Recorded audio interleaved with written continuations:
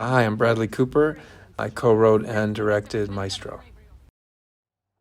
It was very important to me at the onset of this scene that she be in a position of power. So her on the windowsill, the light haloing her behind, waiting for whoever was going to come in to be scolded.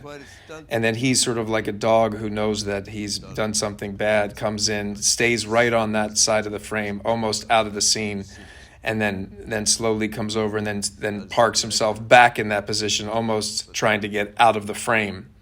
And then I wanted this sort of, for you to hearing this celebratory Thanksgiving Day parade going on and seeing these floats go by, to sort of play into the juxtaposition between this sort of horrific scene happening and this joyous occasion outside, and for it also to be kind of comedic in a way and ridiculous.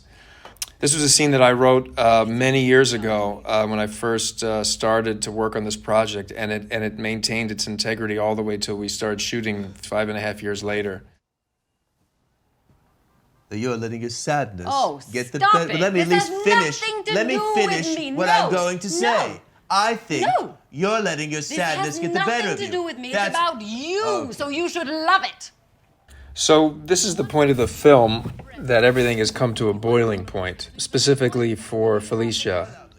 She's entered into a marriage, eyes wide open, in terms of how she perceived it would be and how her husband, Leonard Bernstein, would behave. And now it's gotten to a point where it's encroached so much into her emotional state that she can't take it anymore. Hate in your heart.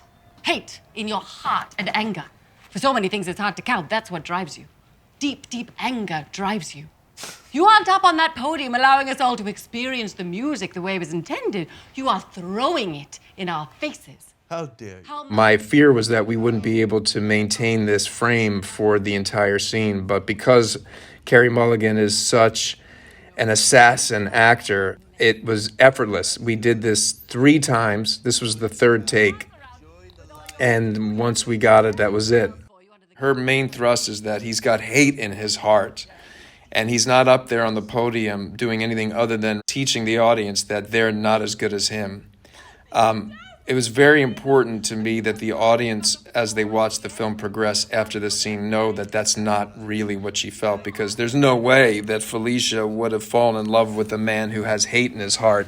But when we are trying to hurt somebody that we love, we'll try to hit them where we think we can hurt them. And on the podium is where he feels, I think, the most free and the most able to fulfill his potential. To me, it's when you're not cutting it as a viewer, it should feel unsafe. You don't know where it's going. And if you start cutting, it just changes everything. Zero opportunity to live or even breathe as our true selves. Your truth makes you brave and strong and saps the rest of us of any kind of bravery or strength.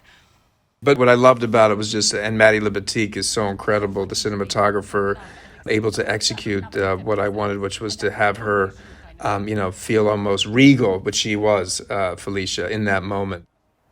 If you're not careful, you're going to die a lonely old queen.